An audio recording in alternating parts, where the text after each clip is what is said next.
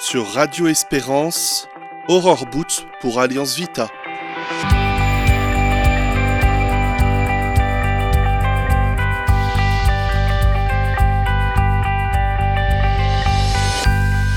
Chers auditeurs, la semaine dernière, en allant chez mon médecin, j'ai été marquée par une campagne de don d'ovocytes affichée dans la salle d'attente.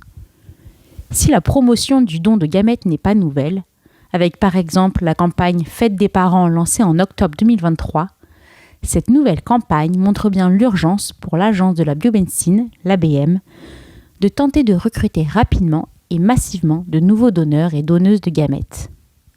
En effet, en raison de l'évolution de la loi bioéthique de 2021 et selon le bilan arrêté par l'ABM au 31 décembre 2024, plus de 10 600 femmes sont en attente d'un don.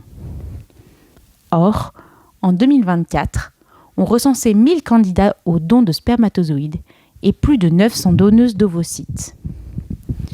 Jusqu'en 2021, l'assistance médicale à la procréation visait à restaurer ou à pallier une infertilité ou une stérilité médicale touchant un couple homme-femme en âge de procréer.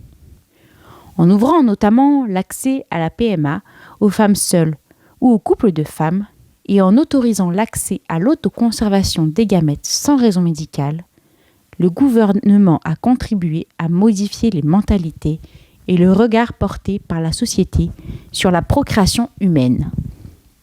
Désormais, la procréation médicalement assistée a tendance à être considérée comme un ensemble de techniques qui doit permettre à chacun d'accomplir son projet personnel, qu'il soit seul ou en couple. De fait, la PMA ne soigne pas l'infertilité, elle la contourne. En outre, elle fragmente le processus naturel de la procréation.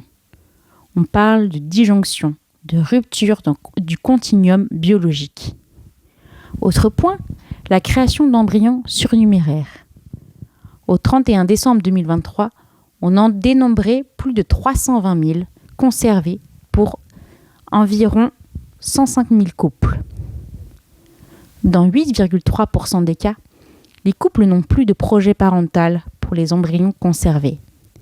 Et pour 15,3% des embryons conservés, soit 46 106 embryons, les centres ne parviennent pas à recueillir la volonté du couple. Dans ces situations, il doit être mis fin à la conservation dès lors que les embryons sont conservés depuis au moins 5 ans.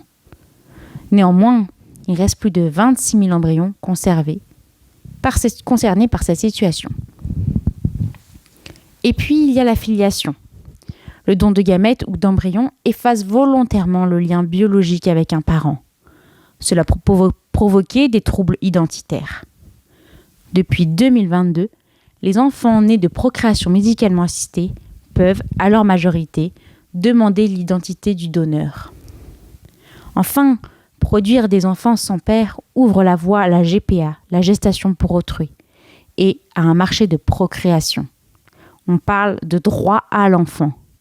Mais ne devrait-on pas plutôt prioriser les droits de l'enfant ? Celui, par exemple, de naître d'un homme et une femme engagés l'un envers l'autre. Alors que faire ? Voici quelques pistes.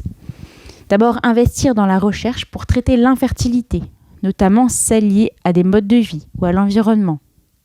Également, informer les jeunes par des campagnes claires. Améliorer les conditions de vie pour permettre aux couples de procréer plus tôt.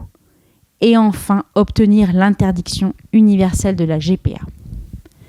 Vous souhaitez en savoir plus ? Eh bien, bonne nouvelle, le cycle annuel et incontournable de formation bioéthique revient le 19 janvier 2026. Cette année, l'Université de la vie propose un parcours inédit autour des thèmes essentiels et profondément actuels, le corps dans tous ses états. À l'heure où le corps est à tour célébré, maîtrisé, fragilisé, contesté et transformé, mais aussi trop méconnu dans ses capacités extraordinaires, ce cycle de formation explorera les grandes questions qui traversent nos vies et nos débats de société.